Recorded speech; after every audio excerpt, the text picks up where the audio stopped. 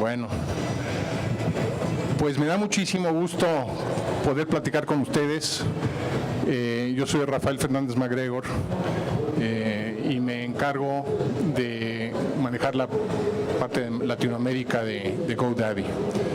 Me da muchísimo gusto estar en esta versión, en esta edición de Campus Party. Yo estuve en la primera y verdaderamente era otra cosa.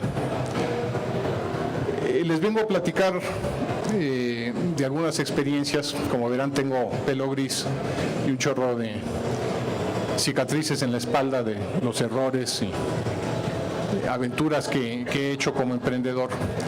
Y quería tener la oportunidad de platicarles y transmitirles algunas de las experiencias y de las lecciones, algunas veces difíciles, con las que yo me he encontrado en los últimos años, en particular con respecto a utilizar la tecnología para hacer negocios.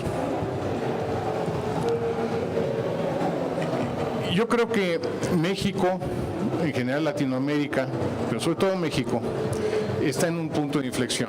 Primero, déjenme platicarles un poquito. Hace 15 años yo estuve a cargo también de Latinoamérica para introducir la primera generación de servicios digitales ya verdaderamente en masa de Microsoft. Los últimos 5 años que estuve yo en Microsoft, me tocó una tarea apasionante. Nos dijeron un grupo chiquito: vayan y consigan a los siguientes 1,000 millones de clientes para Microsoft. Y nos fuimos y empezamos a pensar y llegamos con un mensaje muy poco popular para Microsoft.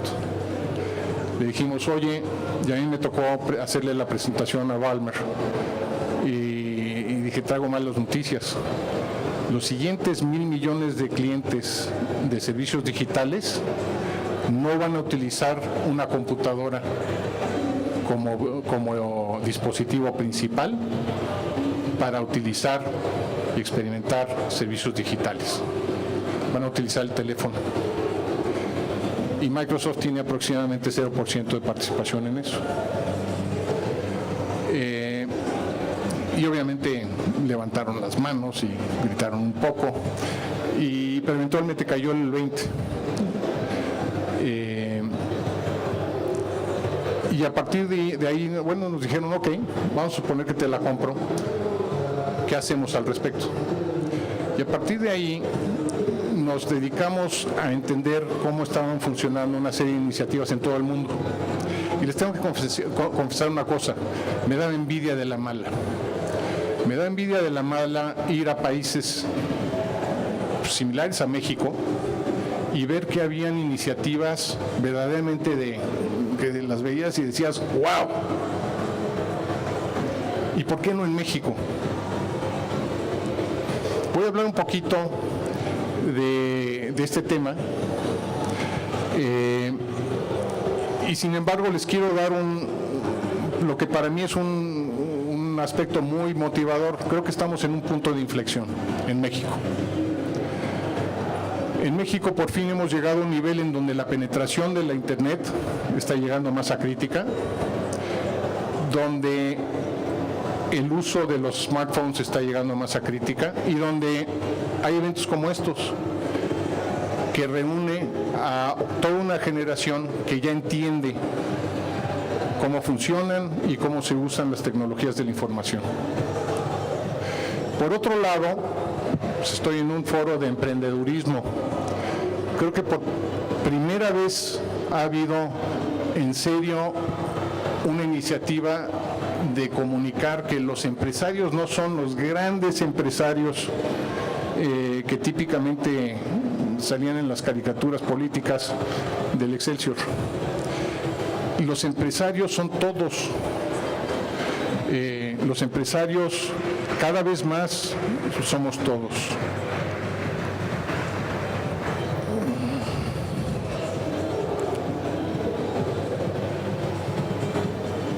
ser empresario todo empieza con una gran idea.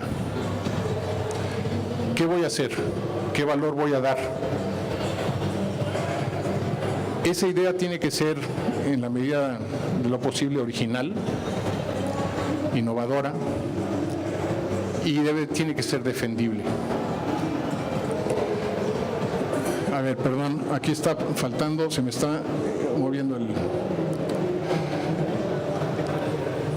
Yo siempre he dicho que hay dos, digamos, modelos de trabajo. Perro gordo encadenado, que es, vas a una empresa, tienes un empleo, recibes un cheque todas las quincenas. Llueve, trueno, relampaguee, mientras no te corran, no te vayas. No tienes que sufrir el poder juntar suficiente dinero para pagar los costos de operación.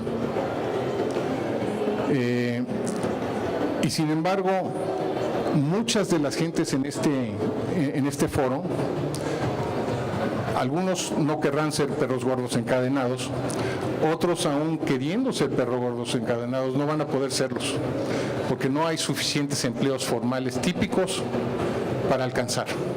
¿Qué quiere decir eso? Van a tener que construir sus propios empleos. Y eso es apasionante. El otro patrón de empleo es este, lobo hambriento de la estepa. Como podrán ver, este es flaco y corrioso y ágil, es optimista, es agresivo, tiene una mirada de seguridad en sí mismo. Esto es cada día más lo que serán todas las gentes que busquen empleo en un país. Tendrán que construir su propio empleo, tendrán que estar con esa angustia de que si no matan algo ese día no comen, de que hay una serie de gastos que hay que alimentar. Como decía antes, todo empieza con la gran idea. Y la idea es, no sé si vieron ustedes esa película mexicana, Nosotros los Nobles, y que decía, chavito, yo voy a llevar gasolina a domicilio, y le decía al otro, no mames, güey, por una idea tan idiota te matan donde yo vivo. Bueno, todo empieza con una idea original, una idea innovadora. Y para la gran mayoría de los que estamos aquí, el modelo de negocios es lo que va a ser la innovación. Por regla general, no se va a descubrir el hilo negro ni el agua tibia. No se va a descubrir un nuevo producto que llegue a tener una demanda tan grande que de repente la gente dijo, caray, no me había dado cuenta que necesito despavoridamente ese producto o ese servicio. Por regla general va a ser una necesidad que ya existe, que es resuelta de una manera mejor, sobre todo mediante el uso de la tecnología. Y eso es lo apasionante de ser ustedes en este momento. Yo he arrancado muchos negocios, algunos han salido, muchos no, y ustedes tendrán más o menos el mismo batting average. La mayoría no sale y hay que subir a batear varias veces para tener una que sí.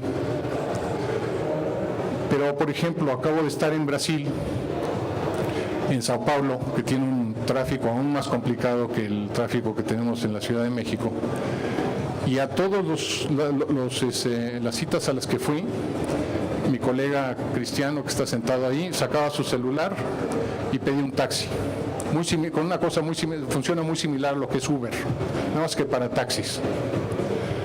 Y literalmente salías y en el teléfono podías venir, si ya te confirmó alguien, está en tal lugar, se está acercando, sí, estos son sus datos, y dicho y hecho, ahí estaba el taxi. ¿Qué implicó ese producto? ¿Qué implicó esa innovación? Gran desarrollo tecnológico. O sea, es algo que este grupo de hackers no puede hacer, digamos, en una noche con un poco de Red Bull. Un dispositivo especial, gran inversión. Lo que cambió fue el modelo de negocios. Aquí hay un área extraordinaria de empresas que ya están en operación o que están muy cerca de estar en operación. Y se me hace extraordinario porque es un área, digamos, a la que debe aspirar todo el resto del grupo, eventualmente estar ahí. Me eché un recorrido, algunas ideas extraordinarias y siempre les hice la misma pregunta: a ver, ¿cuál es tu modelo de negocio? Y alarmantemente muchos no pudieron contestar la pregunta, y todo tiene que empezar por ahí. ¿Qué es el concepto de modelo de negocios? Modelo de negocios es cómo voy a hacer negocio, qué es lo que voy a vender, cómo lo voy a cobrar, por qué me lo van a pagar y qué tengo que pagar yo para estar en condiciones de ofrecer ese producto o servicio.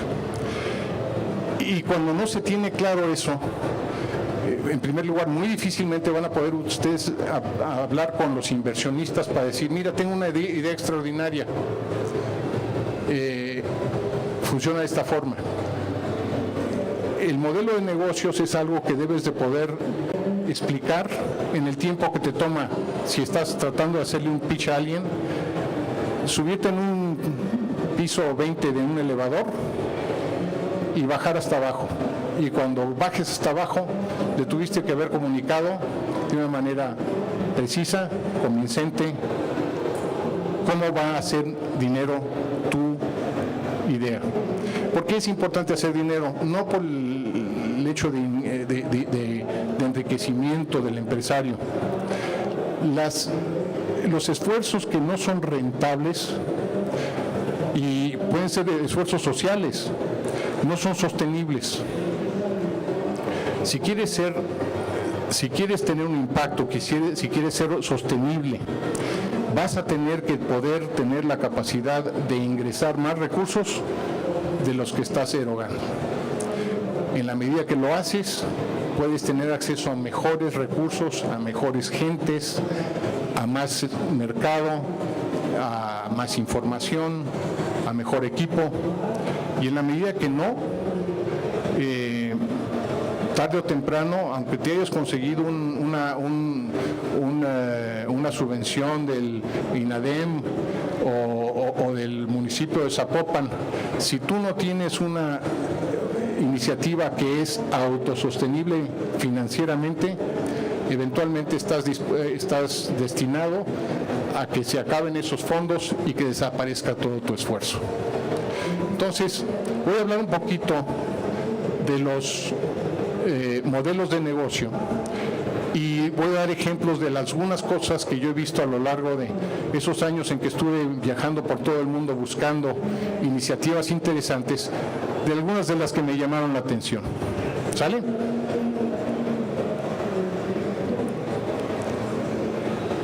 Primero voy a ir a dos láminas, prometo que son las únicas dos que son medio secas, para explicar un concepto. Los negocios funcionan dentro de una cadena de valor. Por regla general se compra algo, se transporta. Estoy hablando del esquema tradicional de lo que es un negocio. Se transforma, se ensambla, se modifica, se fabrica, se pinta, lo que sea. Sale de nuevo hacia el mercado, se hace marketing para comunicar que ese servicio o producto está disponible para toda la gente y se distribuye, quizá en alguna tienda, quizá en una página, etcétera. Esa es la forma en que tradicionalmente se concibe un negocio, y con esto hay la concepción de que toda esa cadena se tiene que hacer dentro de una empresa, y esto es una cosa que ha cambiado fundamentalmente. Si tú eras si tú eras un empresario hace 20 años que quería hacer un negocio, caray, hace 20 años hasta era difícil encontrar una nave industrial si querías hacer una pequeña operación de ensamble o manufactura. Casi tenías que incluir en tu plan de negocios, comprar un terreno, construir una pequeña nave. Hoy, afortunadamente, ese eslabón ya se puede comprar afuera. No se tiene que tener, se puede rentar. Pero prácticamente todos los elementos de una cadena de valor ya no tienen que estar integrados dentro del mismo negocio. Eso es el gran impacto que ha tenido el desarrollo de las tecnologías de información. Hoy, ustedes lo han visto, si antes querían hacer habían desarrollado un circuito impreso que podía, ¿se acuerdan del Protectolada? No se van a acordar del Protectolada, estoy hablando de la prehistoria. Alguna tarjetita que haga algo que ustedes quieren vender al público y que tienen que estar pues metida en una caja más o menos agradable, ¿no? Tiene que tener cierto diseño, tiene que dar una imagen de solidez, de modernidad, de tecnología. Y hace 20 años, las mejores gentes para hacer eso estaban en Italia. Y te podían hacer un molde. Y los moldes te podían costar, literalmente para una cajita chiquita, $150,000. Tardarían muchos meses en hacerse. Y eventualmente te llegarían en un barco, por regla general un barco. Hoy tienes la capacidad de contratar diseñadores online que pueden hacer tu diseño y te pueden mandar las instrucciones para que tú le imprimas un prototipo en tu impresora física, en tu propia casa. Eso es extraordinario, no, créanme que los que vivimos el tener que decir, bueno, ya tengo una necesidad que voy a satisfacer con este microcircuito que ya tiene todos los componentes y funciona así, pero ahora necesito empaquetarlo de una forma atractiva para el mercado. Ese paso ahí se quedaron, no tienen ustedes una idea cuántas gentes. Y tenías que conseguir los $150,000 para tener algo verdaderamente world class. Hoy no. Hoy todos esos elementos se pueden despegar como legos y armar de diferente forma. Se necesita otra perspectiva. Les voy a dar ejemplos de las cosas que me han entusiasmado, que he visto recientemente en el mundo. Una compañía en la India que está planeando pues una forma radicalmente distinta de dar servicios de salud a poblaciones muy desagregadas. Tradicionalmente, los hospitales, las clínicas, son los lugares donde se dan esos servicios de salud y por regla general se atienden a pacientes agudos y no atienden a pacientes crónicos. O sea, ¿qué pasa?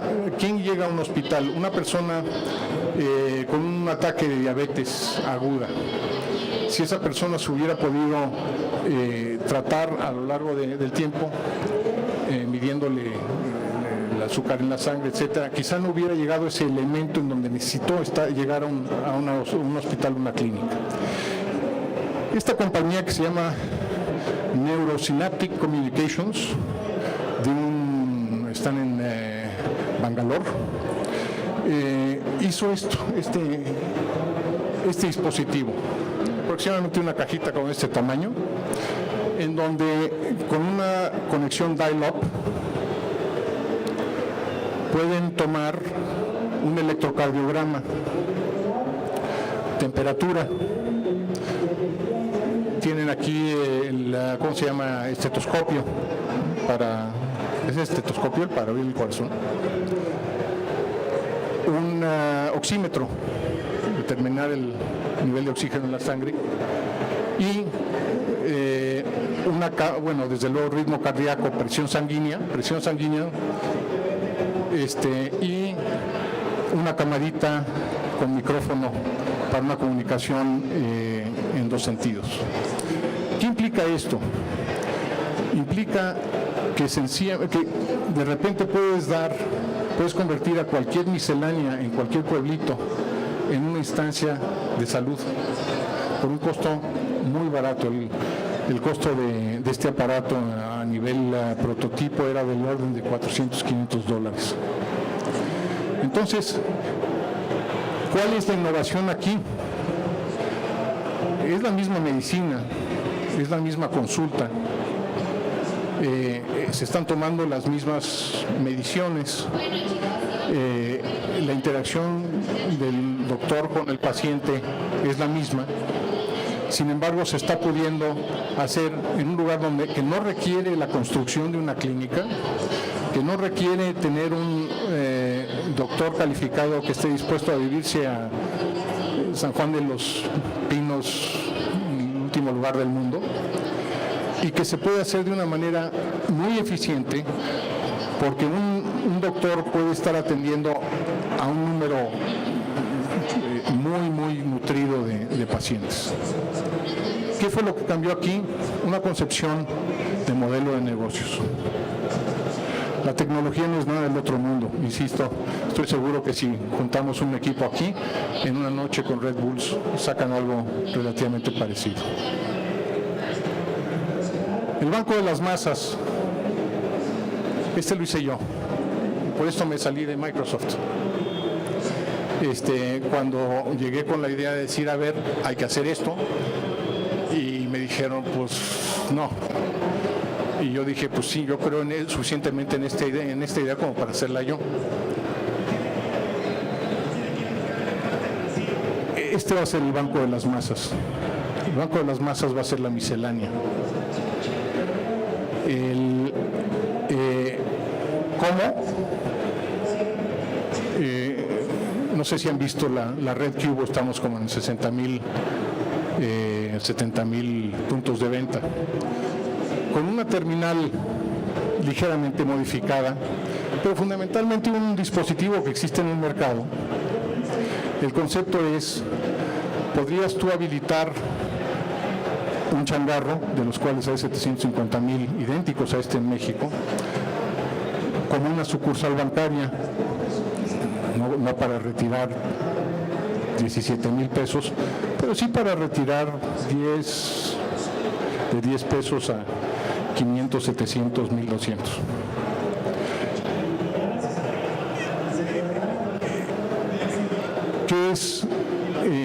¿Cuál es la innovación en el modelo de negocios aquí? Que en vez de tener un servicio panamericano de protección, llevando y trayendo dinero, que no sería viable porque son cantidades tan pequeñas que sencillamente te saldría más caro el caldo que las albóndigas, ir por él. Nos reclinamos en una infraestructura que ya iba por dinero y llevaba pan a esos 750,000 changarros.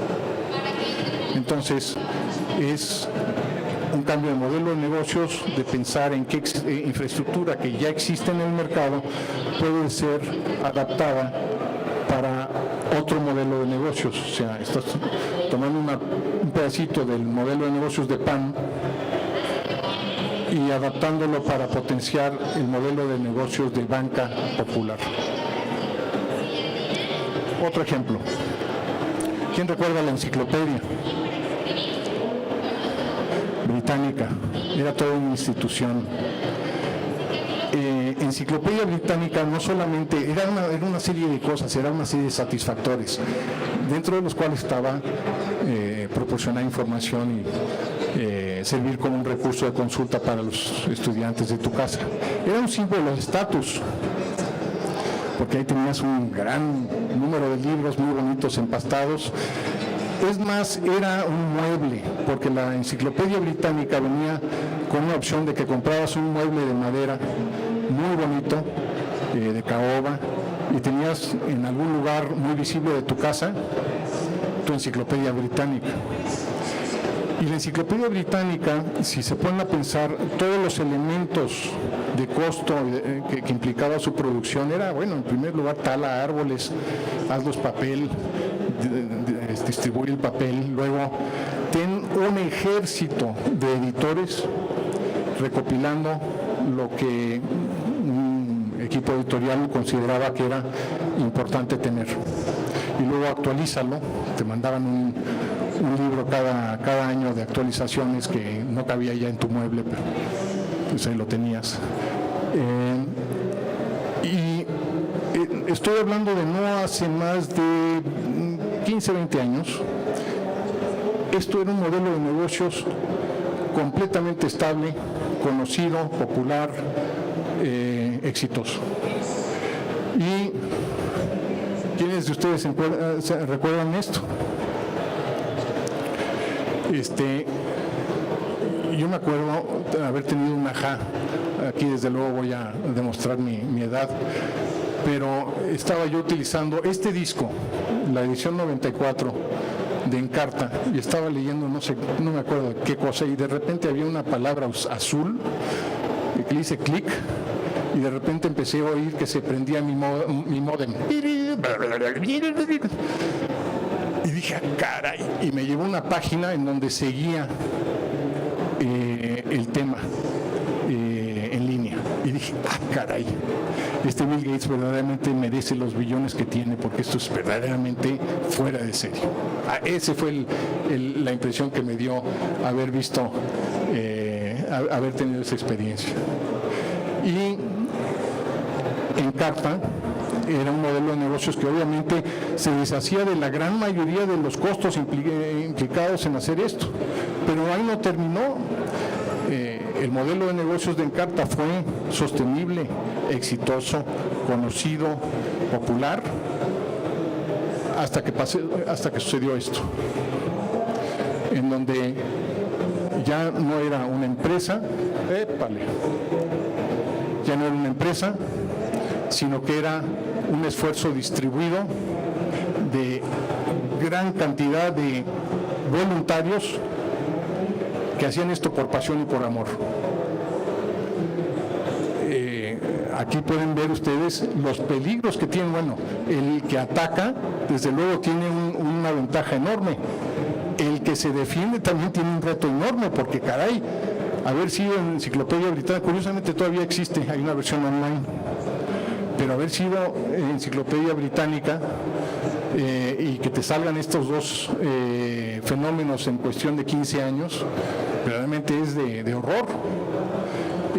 Lo mismo le pasó a Encarta, aunque Microsoft lo pudo sortear por unos cash cows que tenía por otro lado. Esos son los impactos del modelo de negocios. ¿Quién se acuerda de una tienda así?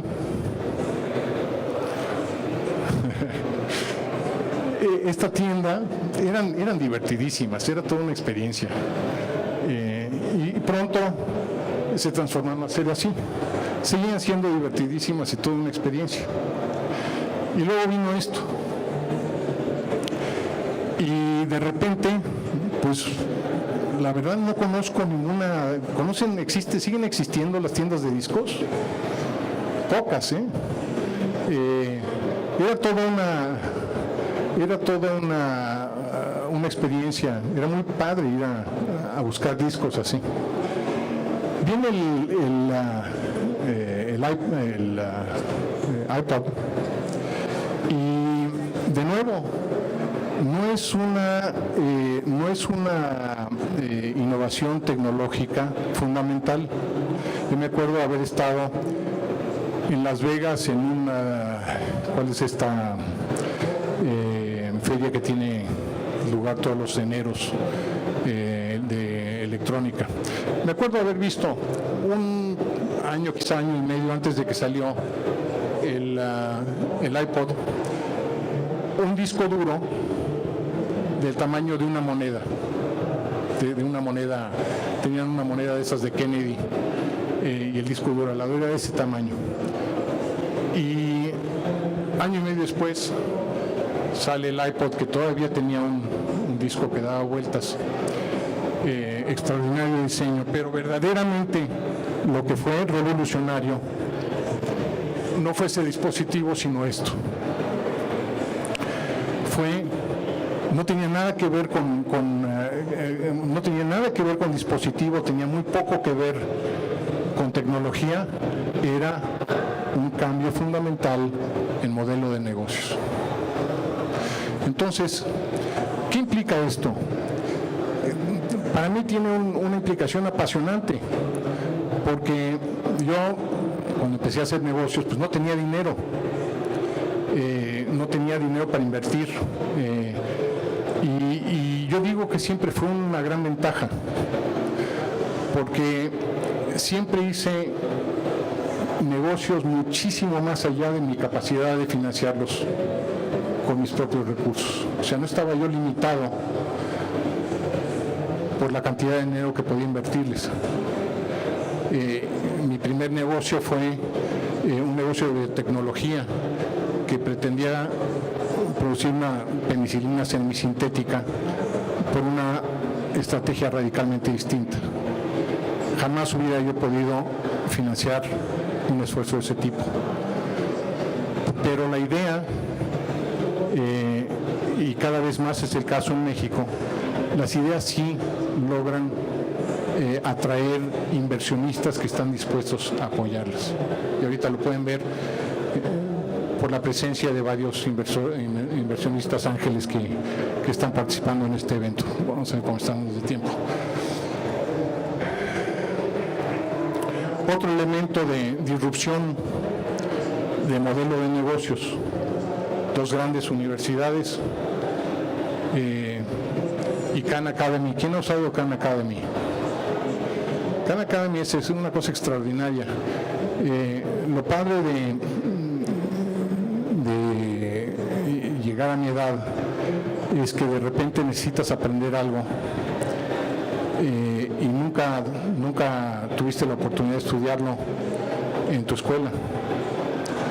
Y entonces tienes el reto.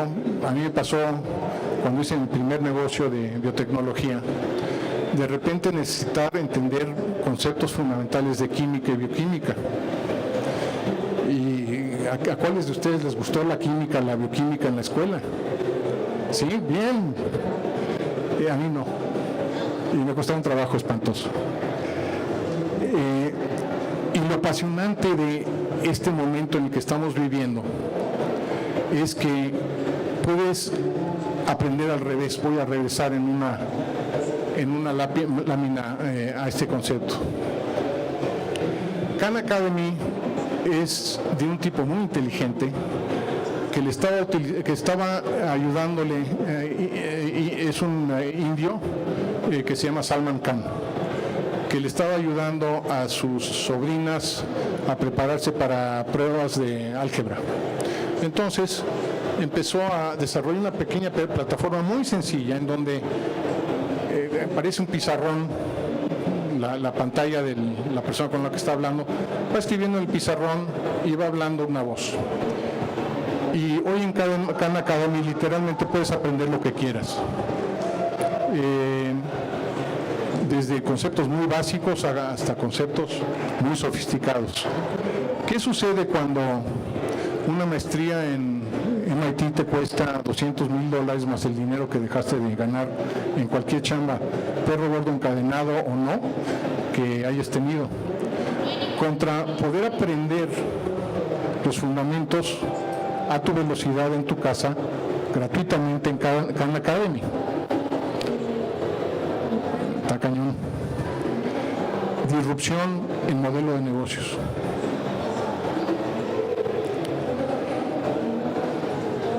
Insistía, voy a regresar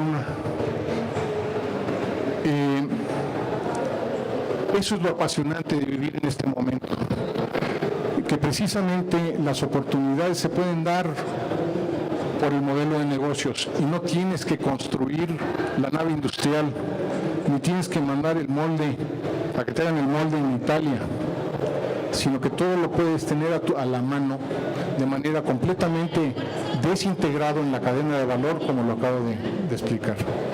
Eso abre el potencial de innovación lo democratiza de una manera enorme. Voy a hablar de algunos, dije que tenía muchas cicatrices en la espalda, les voy a transmitir algunas lecciones que creo que son importantes como emprendedor. En primer lugar, el equipo. El equipo, tener un equipo, armar el equipo, es quizá el elemento más crítico para el éxito de un negocio. Miren, yo hice una maestría en Harvard y las materias les llamábamos soft, de recursos humanos, pues eran las que metías cuando no soportabas el peso académico de las que supuestamente contaban y valían. Y siempre no le hice caso a todo ese elemento. Y es quizá el error más grave que hice yo académicamente en mi carrera. Es la base. Hemos cambiado en estos años del concepto de la fábrica, en donde habías tenido un pico de la organización que pensaba, creaba y decidía, y una base de la organización que sencillamente ejecutaba, y las cosas más sencillas posibles, en donde sencillamente no quería que nadie pensara.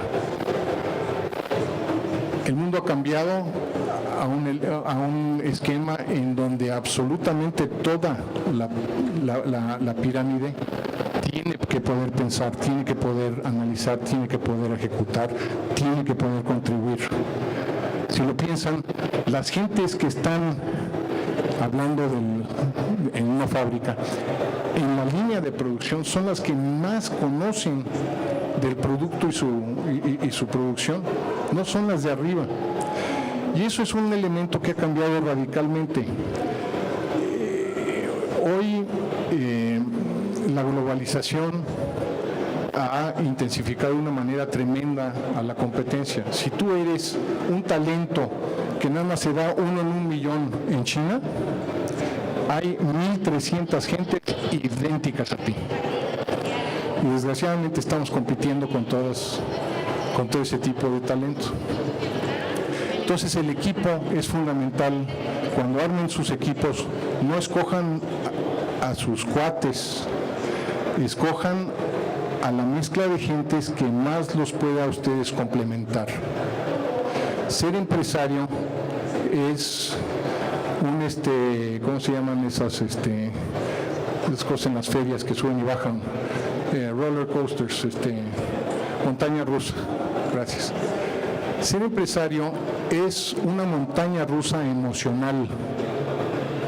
A veces dices, ya la hice, ya nos llegó el tren, y por regla general no es ni una ni la otra, pero necesitas gente que puedan servir como contrapeso emocional y como complemento en términos de habilidades a lo que eres tú. Entonces ese equipo absolutamente fundamental. Si siguen en la escuela, pongan más atención a todas esas materias soft que hablan del manejo de gentes y sus motivaciones, emociones, peligros, miedos y todo lo demás. Hablaba del aprendizaje. El aprendizaje tradicionalmente había sido en un sentido. Ibas a la escuela, tenías que tragarte las materias de química y bioquímica, que luego regurgitabas inmediatamente, y había sido en un solo sentido. Hoy tenemos el lujo de decir que necesito y voy por eso. Estaba hablando de mi negocio de biotecnología. Tuve que aprender los fundamentos de química orgánica desde cero. Y ¿sabes qué? Me gustó por primera vez, porque sabía para qué me iba a servir el conocimiento, que es gran parte del problema de por qué la gente no le gusta algo, porque se lo embuten a la fuerza y no sabe para qué le va a ser útil o valioso. Decisión, asertividad, compromiso. indispensables para ser empresario. Te tienes que lanzar al vacío. Se requiere, y es un lugar, como dicen los americanos, a very scary place. Déjenme hablarles un poquito de la suerte. Debería de existir una materia que se llame suerte y sus implicaciones, y no existe en ningún programa académico que yo conozca. ¿En qué sentido la suerte? Obviamente, si te dices, bueno, es que todo está definido por la suerte, pues ¿para qué emprendes? ¿Para qué trabajas? ¿Para qué estudias? ¿Para qué te esfuerzas? Ve y comprar un boleto de lotería. La suerte es importante dimensionarla en el siguiente sentido. De 10 ideas que ustedes traten de llevar a cabo, les van a funcionar 1, 2, quizá 2 y media. En algunos elementos, en algunas instancias, van a tener la concepción de que hicieron todo absolutamente bien y a lo mejor de sus posibilidades. Y de repente hubo un elemento de suerte que se les atravesó. Y eso sucede para bien y para mal.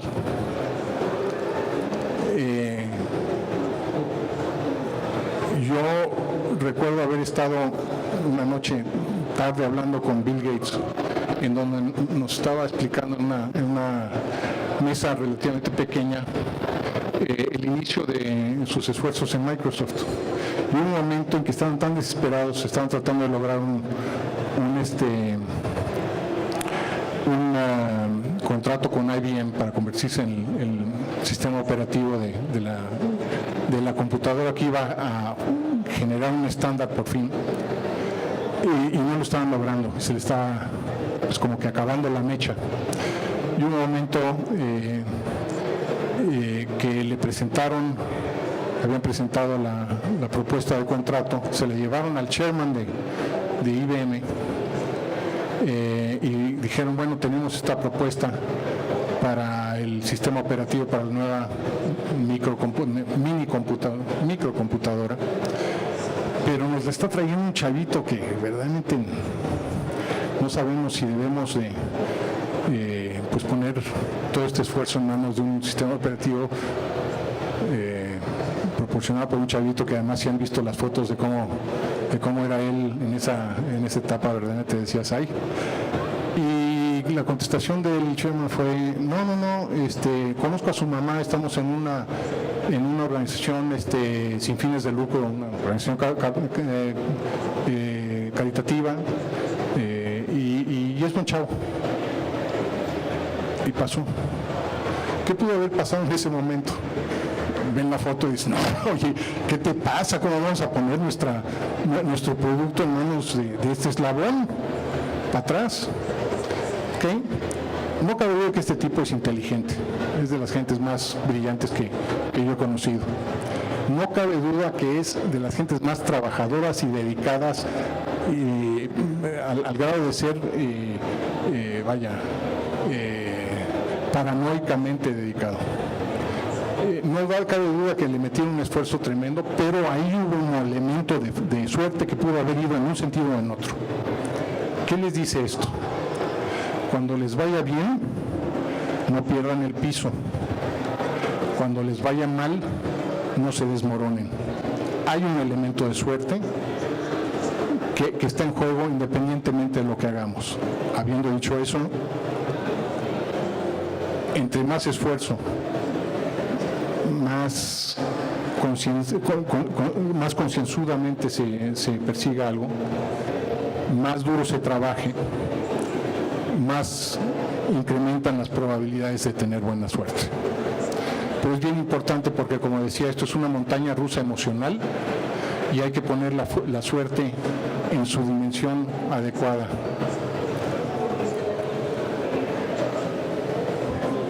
Con esto, ahí lo que quiero decirles es que vivimos en un momento apasionante, en un país fantástico, y ustedes particularmente son privilegiados en el sentido de que tienen acceso a entender y a poder manejar tecnologías que pueden tener un impacto enorme, en esquemas en donde ya no tienes las barreras de tener que ser un gran capital para poder hacer algo y tener éxito y un impacto, y volarán muy altos. Épale. Y me voy a tener que ir hasta atrás.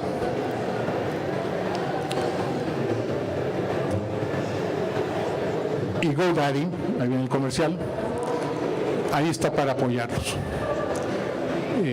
Somos el hosteador más grande del mundo. Nos caracterizamos por poder dar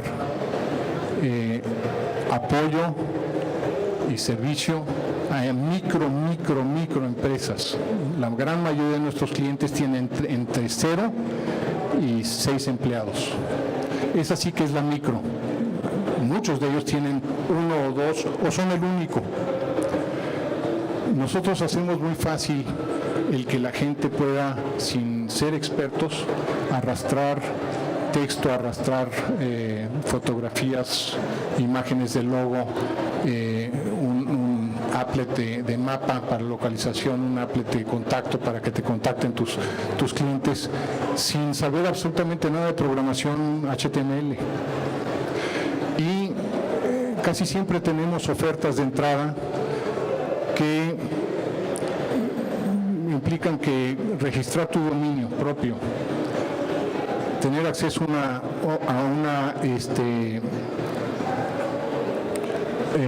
una herramienta para construir tu página de esa forma y hostear tu página por un año, cuesta aproximadamente lo que cuesta una coca grande, 13 pesos al mes. Estamos tratando de lograr que las empresas pequeñas y medianas tomen conciencia de que hoy en día, si no estás en Internet, para efectos prácticos no existes. La concepción anterior de lo que era un negocio, era una tienda con un letrero y sus clientes eran las gentes que pasaban enfrente de ella y veían el letrero. Hoy ya no es así. Hoy, debido a ese punto de inflexión de penetración de Internet, del uso de Facebook, del uso de smartphones, todo el mundo nos fascina el Facebook en México, somos increíblemente sociales y la gente se ha dado cuenta el poder que tiene el Internet para su vida social y se imagina que puede tener el mismo efecto para promover sus negocios y sus empresas. Y la gran, inmensa mayoría de los pequeños negocios hoy no tienen una presencia web. Nosotros somos una plataforma, ahí si quieren una oportunidad de negocios, hay una enorme oportunidad de negocios de cientos de miles de empresas mexicanas que no tienen una presencia web, que se les podría armar muy fácilmente y tendrían ustedes un ingreso recurrente en la medida que esa página siga operando. Estarían ustedes haciendo un gran servicio a este segmento, que es el que representa la gran mayoría de la generación de empleo en nuestro país, y estarían generando una oportunidad interesante de negocios para ustedes o para algún familiar o para algún amigo. En fin, ahí lo dejo. Queremos ser la plataforma, somos, como decía, el hosteador más grande del mundo. Estamos en México directamente ya en forma localizada desde diciembre. Empezó nuestra presencia en medios desde marzo y estamos aquí para servir este mercado. ¿Alguna pregunta que quieran hacer? Espero nada más un último comercial. Nuestro CEO, Blake Irving, que es uno de los yo diría, pioneros de los servicios digitales, va a hablar hoy en la noche a las 7 de la noche en el foro principal. Él no dará ningún tipo de comercial, se los aseguro, y verdaderamente es una persona que tiene una perspectiva muy amplia en puestos muy relevantes de cómo se ha desarrollado todo este mundo de servicios digitales. Les recomiendo mucho que vayan ahí. ¿Preguntas? El que guste preguntar, por favor, que pase de este lado.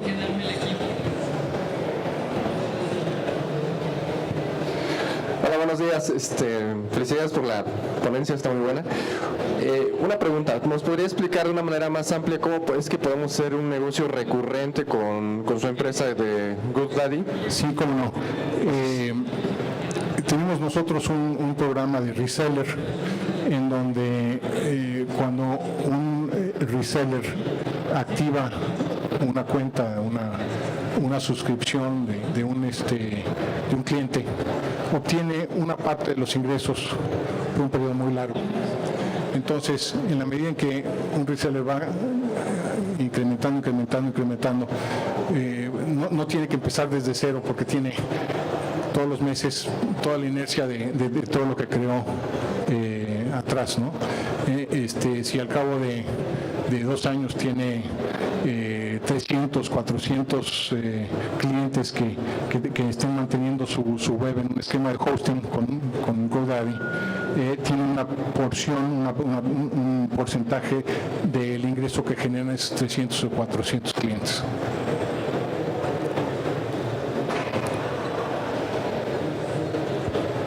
¿Alguna otra pregunta?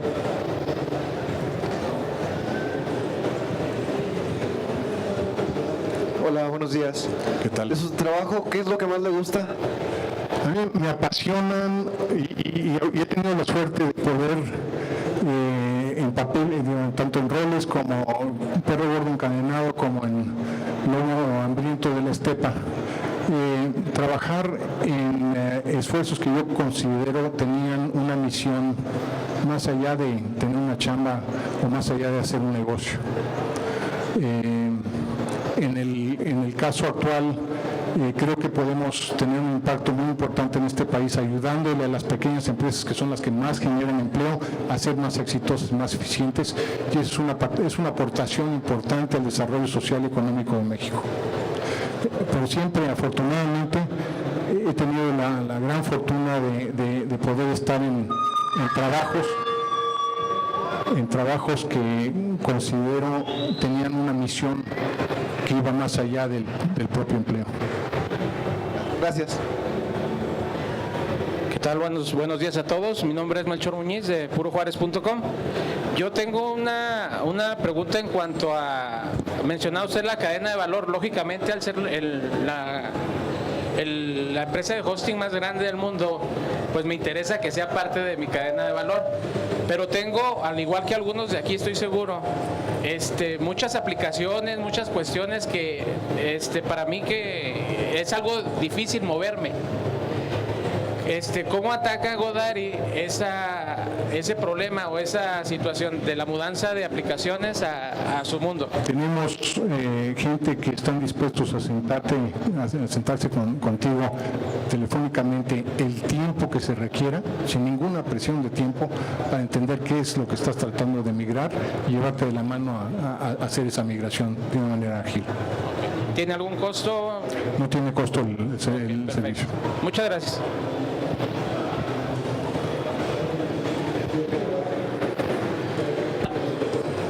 Pues muchas gracias, fue un placer estar con ustedes esta mañana.